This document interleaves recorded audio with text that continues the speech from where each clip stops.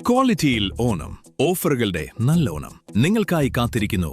Onam mega offer വെറും 999 രൂപയ്ക്ക് purchase ചെയ്യൂ, നേടൂ കൈ നിറയെ സമ്മാനങ്ങൾ.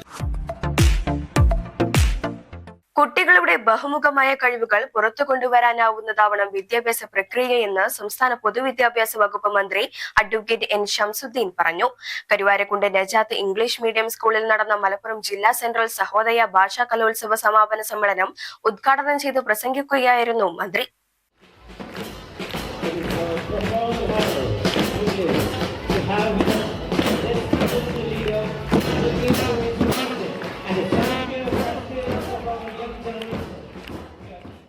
കുട്ടികളുടെ കലാകായിക സാഹിത്യ കഴിവുകൾ മാറ്റി നിർത്തേണ്ടതല്ലെന്നും അവയെ പരിപോഷിപ്പിക്കുക കൂടിയാണ് വിദ്യാഭ്യാസത്തിലൂടെ ലക്ഷ്യമിടുന്നതെന്നും മന്ത്രി പറഞ്ഞു. പുതിയ കാലഘട്ടത്തിന് അനുയോജ്യമായ രീതിയിൽ വിദ്യാഭ്യാസ പ്രക്രിയയെ മാറ്റിയെടുക്കുമെന്നും മന്ത്രി പറഞ്ഞു. പക്ഷേ ചില ഒറ്റപ്പെട്ട കേസുകൾ ഉണ്ടാവാം. കൃത്യമായ പരിശോധനയും പരീക്ഷയൊന്നുമില്ലാതെ അങ്ങനെ 10ാം ക്ലാസ് വരെ എത്തിയിട്ടും ഈ പറഞ്ഞതുപോലെ സംഭവിച്ചു പോയ കുട്ടികളുണ്ടാവും. പക്ഷെ ആ കുട്ടികളെ നമ്മൾ കറക്റ്റ് ചെയ്യണം.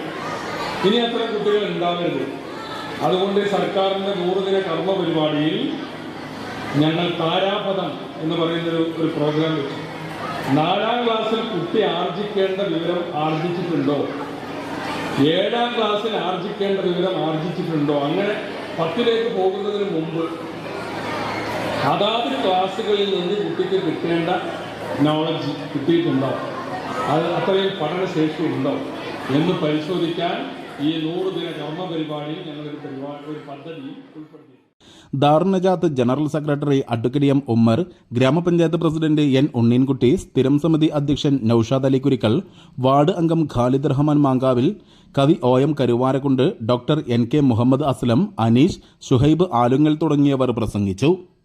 News bureau, Karuvarakundu.